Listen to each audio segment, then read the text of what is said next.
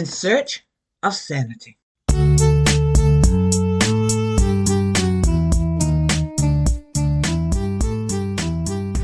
The only place the white man is superior is in the black man's mind. That's the only place. He's not superior in his mind. His actions tell you that. You don't spend all this time and effort on a nothing or nobody. You don't spend all your time trying to convince, the inferior that they're inferior. It just doesn't work like that. The only place the white man is superior is in the black man's mind. When I was at the local college here, making bills, and there was this boy, this white boy. I had known him for a while. I met him in college because he was over a project, a department actually that I was interested in and stuff. So I went there, I met him, and we interacted well and stuff. And he gave me liberties to do things I wanted to do and everything. So that's how I knew him. Well, one day I don't even know how it came up about dating or anything, but I do remember saying this. I remember I was standing in the door. A brother was standing kind of like here in front of me, because I was standing in the door facing inside the room, and there was a brother standing like right here, and then the white boy was standing there in front of me. And I said that I had slummed and went out with a white man before. You hear what I said? I said, oh, I've slummed and went out with a white man before. And the brother said, slum. He kind of said it, kind of chuckled, kind of like he was a bit nervous and didn't appreciate me saying it. And then the white guy said, I'm hearing something to that effect. Like I said, I could tell by his facial expression he didn't appreciate me saying that. But you know what? I didn't get suspended from that college. I wasn't called on the carpet. The dean, the president, nobody said anything to me, which means he probably didn't say anything to anybody else. But had that been a white girl who said that she slummed and dated a black man, there would have been hell to pay. Why? Why do we get so charged over what they say about us? You know why? Because as I said, the only place the white man is superior is in the black man's mind. You know why that white boy didn't get all bent out of shape when I said that? Even though, like I said, I could tell he didn't appreciate it. He didn't get all bent out of shape because he didn't see himself as being inferior to me. In his mind, I wasn't superior to him. So it didn't really matter too much that I said that, although he didn't appreciate it. You know why that would have been such a big deal if that white girl had said that to a black brother? Because the white man is superior in the black man's mind. See, this is what we're saying when we get all worked up. I gave an example of a while back in a show I did about Hulk Hogan. Washed up has-been, flabby since he stopped taking his steroids, wrestler. He was talking about his daughter. He was talking about his daughter dating a black man. He said something, I can't remember what the thing said, but it went something like he didn't want his daughter dating the N-word. He wouldn't mind his daughter dating the N-word or something if it was a basketball N-word. Oh man, black folks had a fit. Black folks had a fit. And I'm thinking, so I would ask him, so what? Yeah, he said he didn't want, so what if he doesn't want his daughter dating the N-word? But you see the point I'm making? An old, washed up, nothing or nobody. Who is this has been to us that he's so important that the fact that he said he didn't want his daughter dating the N-word, that we're so upset? You know why? Because in our minds, he's superior to us, and we need his approval. When I say the black man's mind, I don't mean all black men. I guess I should have said in some black men's mind, because I try not to generalize. I don't like people generalizing. So let me put that out there, because there are a lot of us who don't feel that way.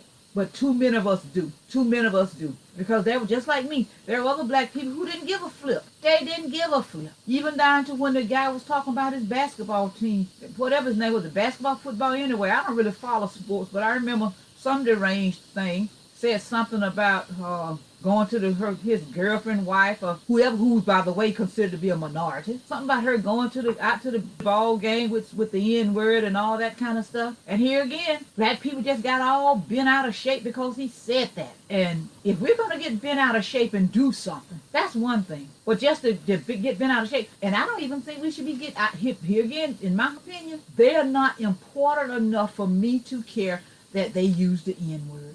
It's just not that important to me. Now I didn't read the article, but I saw where it says, should the Mexicans be allowed to use the N-word? Listen here, black men. And of course, when I say men, I mean men and women. See, this is something else to take our minds away from what we should be focusing on. So now we're going to put time and energy into debating whether or not Mexicans should be allowed to say the N-word. You can master anything or anybody if you know its pattern. They know our pattern. They know many of our patterns.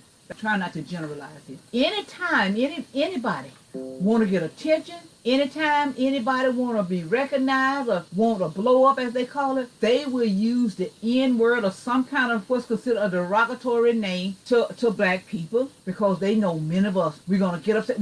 Somebody who maybe only 2 people knew, by the time we get through carrying on and marching and doing all this stuff, reposting, now they have 1 million followers, 100,000 views, and nothing changed. So when we get upset, what do we expect to happen because we get upset? Why is it so important that we be validated through somebody else? We are enough. This young lady told me that. This lady told her one time, because she was always looking for somebody to validate what she was doing. She said, write this down. You are enough. Like, man, you are enough. You're more than enough. You are more than enough. Nobody spends so much time and effort on a nothing or nobody. The fact that you're always under scrutiny, always under surveillance and everything, that means that you are viewed as something powerful. But you got to realize that yourself. You got to see your own power. And I'll do another show about that, but I'm going to just throw this in there. I want to stop hearing all this stuff about how powerful we are. If we are so powerful, and this is where our power has gotten us, I don't want to hear it anymore unless we are talking about how we're going to utilize that. I do believe we're powerful people. Now, don't get me wrong, but the point I'm making is this: to just sit here day in and day out and talk about how powerful we are and look at the condition we're in. So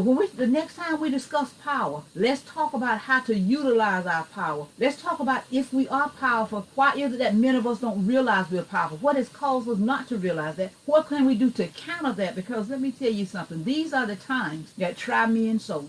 We're in a do or die situation. We've been in a do or die situation for a long, long time, but I think we're in a do or a die.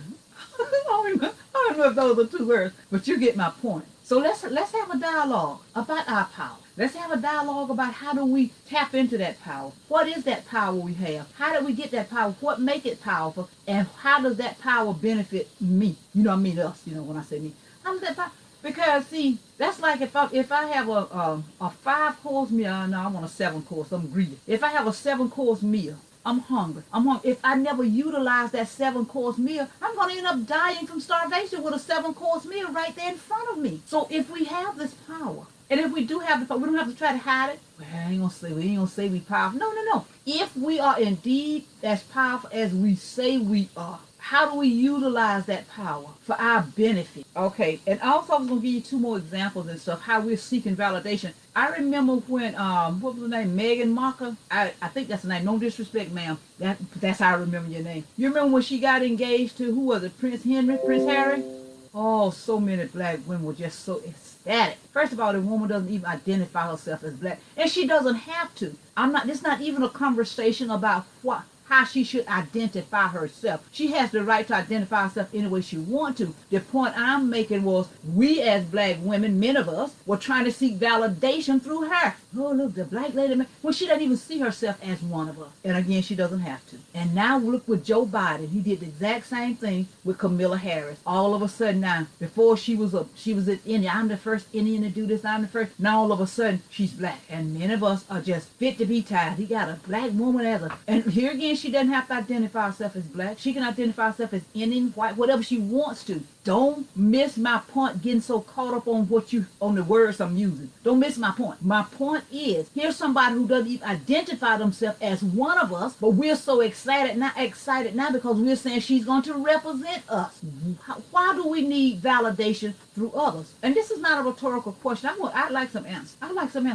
Why do we seek validation through everybody else? I want you to look I'd like you to. Just look yourself in every day, look in the mirror and say, I'm enough. Look yourself in the eye and say, I'm enough.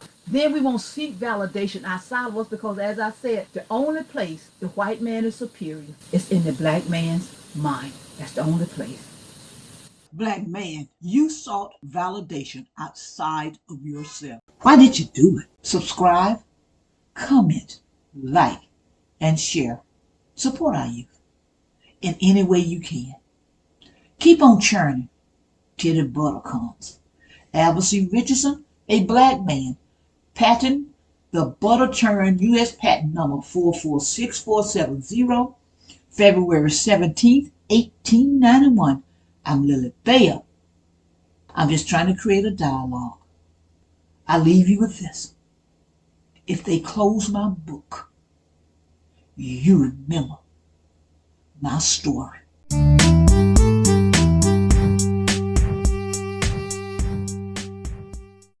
A Nat Turner Runner production. Lock and load. LilyBell. Be encouraged.